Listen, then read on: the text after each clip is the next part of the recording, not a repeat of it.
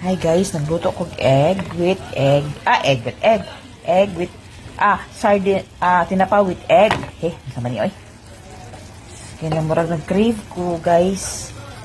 So, sa'yo kaya ko nagluto, guys, no? Time check is 3 p.m. pa man siguro. So, para ni sa panihapon. Kasi mag-uli manihapon, guys. Mga 4:30 to 5. So, the dinner na mi. Basta di ka snacks, guys. So, diretso na niya mo panihapon. So, mani. Ayan, kalami sa among tinapa with egg. So, ano sa tilawan iyang salt. Na mag-time, guys, ba? Kanang bitong murag mamis ni mo ang tinapa. Pagko na ang asin. Kabalo ba mo, guys, nga nagdako ko sa kalibutan nga tinapa?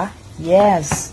Kaya ang akong anhing amahan sa una, mahilig itong tinapa niya. Kasi syempre, daghan-daghan pa biya mi sa una. So, ang tinapa ang among paliton sa una, kana yung salmon. Kaya di may igon naman ng gagmay. So, muna among kwan, kay syempre kato akong aning tatay is Cebuano maguto. So, hilig ito siya tinapa.